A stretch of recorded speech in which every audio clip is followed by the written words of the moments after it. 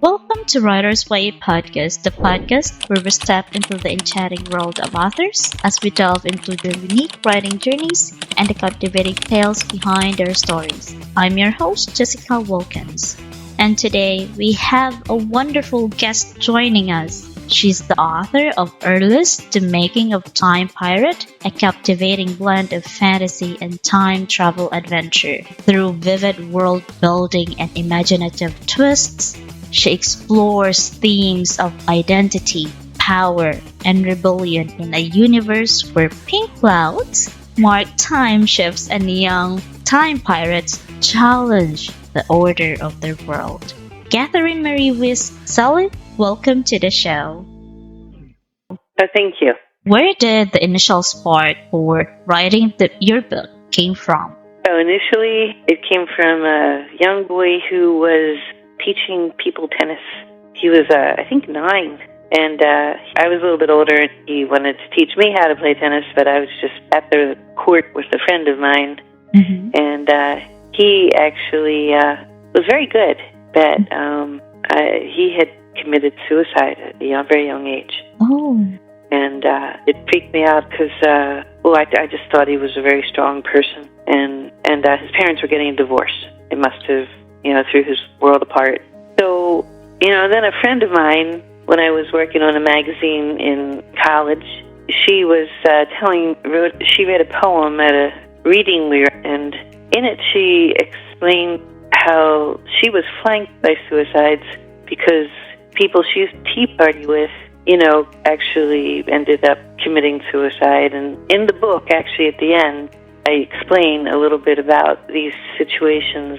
And it made me want to continue in college this same story I started back when this boy had passed away. You hear about all these terrible things happening in what you think are rich areas of the world, and children, for some reason, do that kind of thing, or even young adults. And when we're in a fairly decent area, so everything's rather comfortable.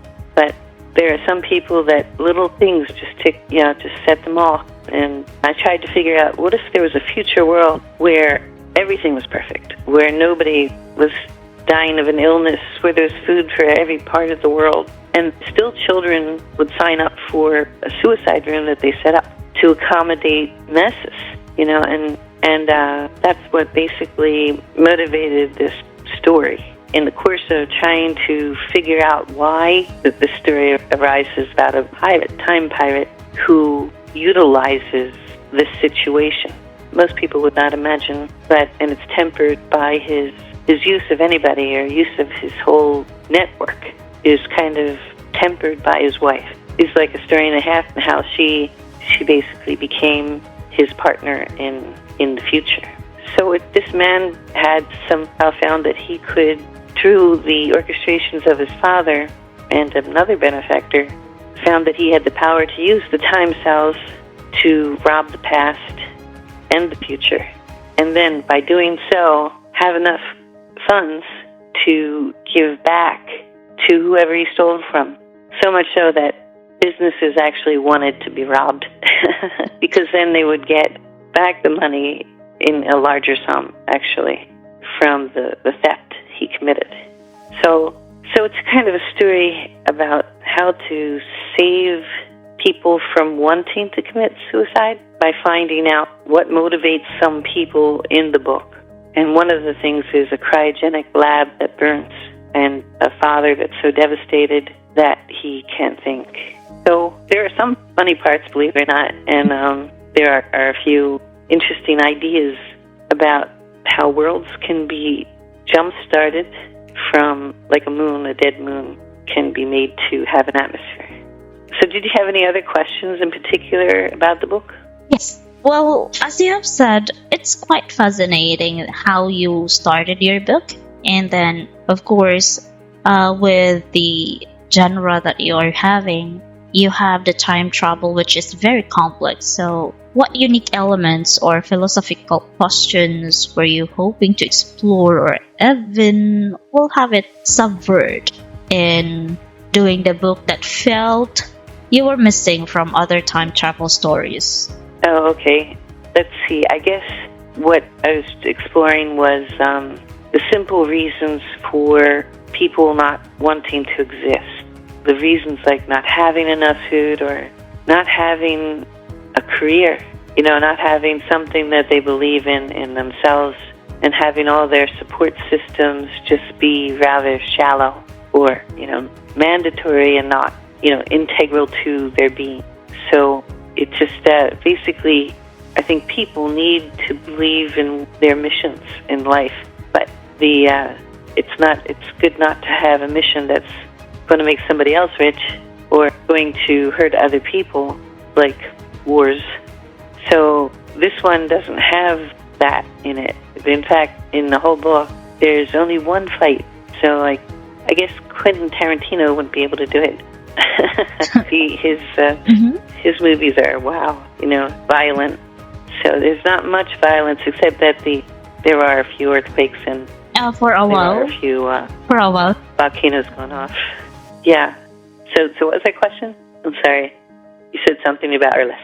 So it seems that Erles's wife dies in the book, and his only way to focus on anything was to get her back. And he was able to do it, but he has a whole world against him using time travel. He has two worlds to deal with, so he can just use the other one sometimes. Yes, with this one, of course, we have I hear you, and that's quite fascinating. So it's very, having those time travel genre is very, unique, and I love having those genre. But as much as possible, I tend to have those kind of genre, the sci-fi, like that. Now, with the world of Erles opens in a setting that feels on the edge of collapse. So can you set the stage of our listeners? What exactly caught the world on fire? Okay, actually that happens centuries before his birth. And he was actually conceived in that world.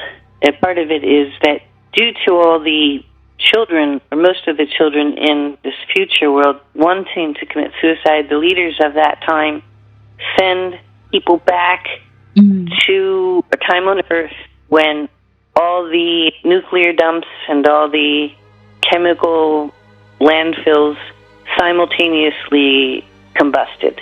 And just before that happens, there are still some people are struggling to live through smog and staying on high mountains and finding water and conserving on what they have, using hair for ropes. And these people, they manage to survive, and they send people back to that time to find out what motivates them in such a devastating place. And they meet people that are amazing and very resilient, and one of them falling in love with one of the people sent back, and she ends up, they're not supposed to copulate in the past, but he ends up falling in love, and she ends up ready to have a baby, but he's not supposed to do this, so his friend brings him back to the future, and he's so desperate to get back to her in this time where thousands of years ago she died, supposedly. He tries to find Erles to help him get back to that time. And he promises him what he believes might be there, but he's not sure. Oh, there's gold, there's gems. And Erles knows this fellow pretty well, but he's like a younger version of the person he remembers.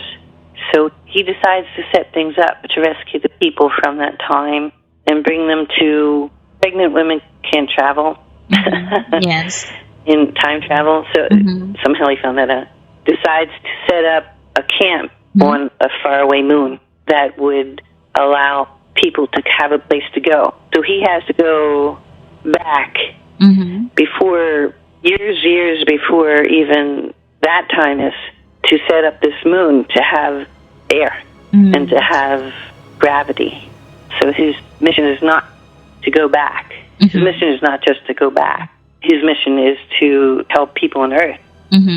He actually has a mission to set up a camp on a Jupiter moon, a moon in Jupiter, so that they can bring this baby to that world to live, and then bring all the colonies to that place that he creates.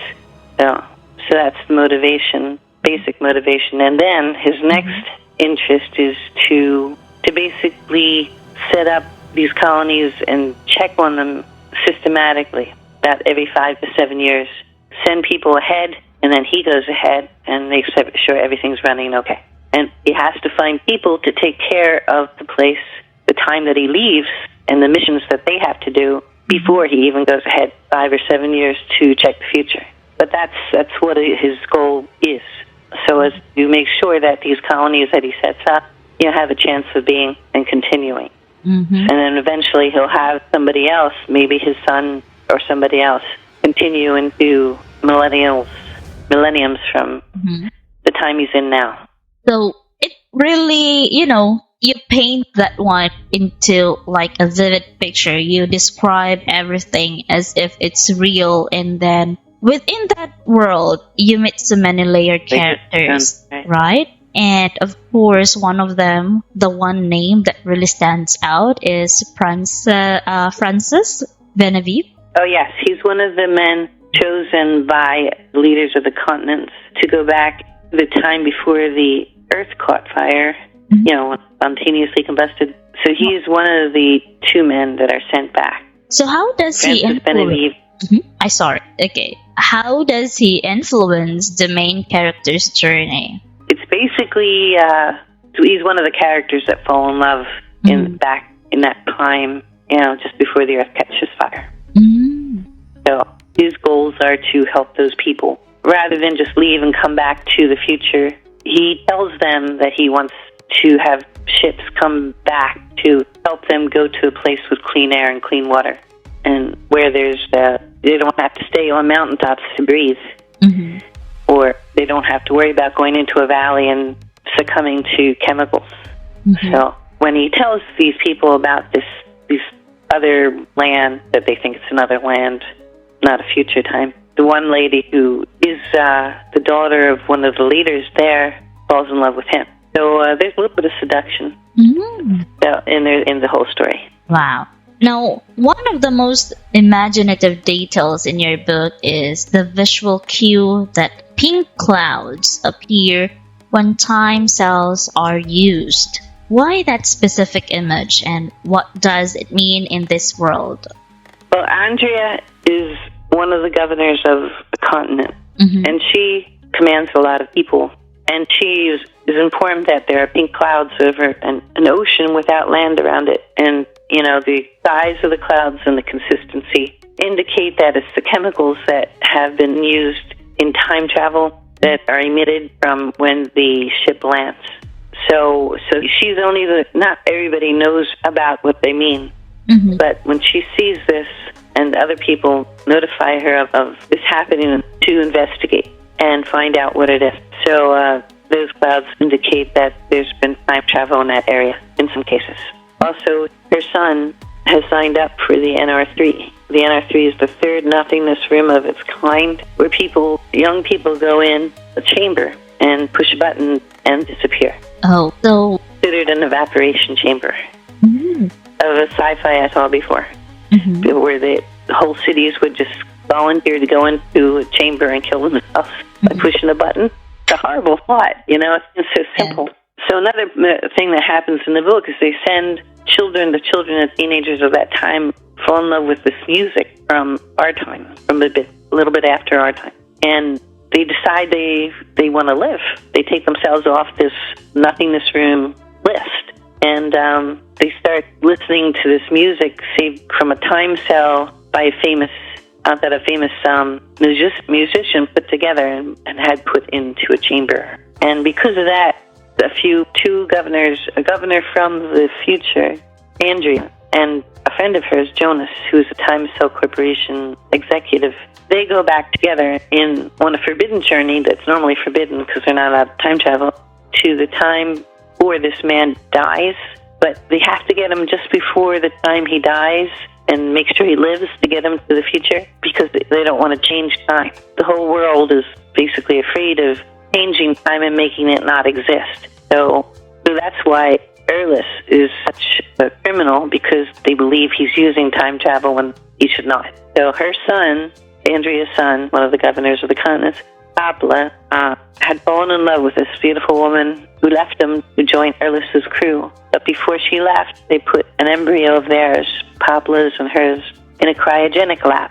And when that lab burns in a fire, mysterious fire, he becomes inconsolable and he signs up for the NR3. Now, speaking of NR3, why is it so many young people signing up for it? What promise or danger does it represent in that book? The NR3 is the Nothingness Room, for short. It's a suicide chamber. Oh. Go to it.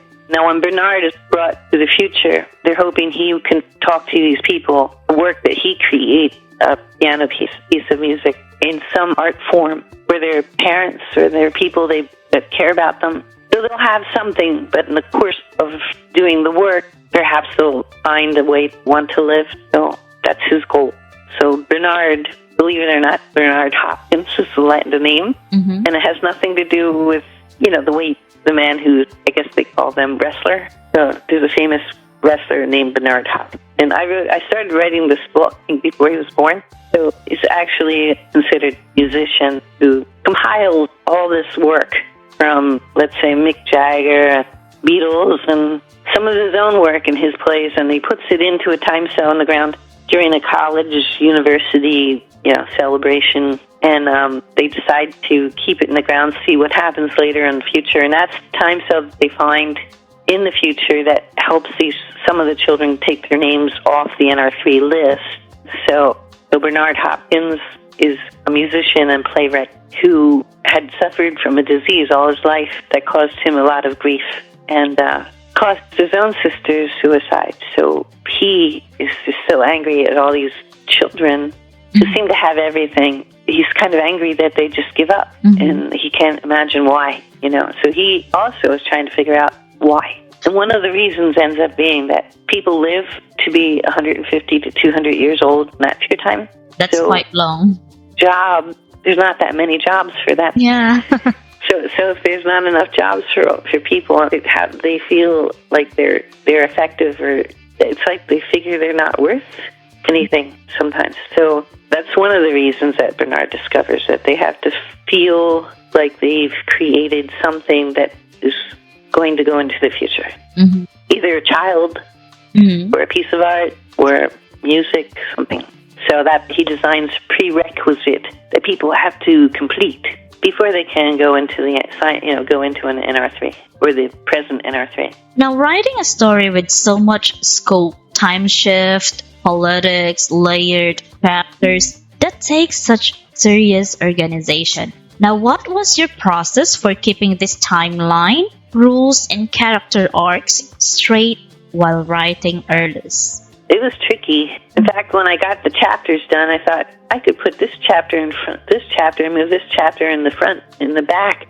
So for a while there, I was taking the chapters and I was rearranging them, trying to figure out how best they would, be presented. But the motivation mostly was to make the text interesting, so that if somebody read it in front of a room, if you did it right, it would be interesting. And especially if there's imagery, if you can actually make it into a movie, that'd be great. But I think if it could be a movie, it would be great. Something like Marvel Comics, maybe even derivative of Marvel Comics.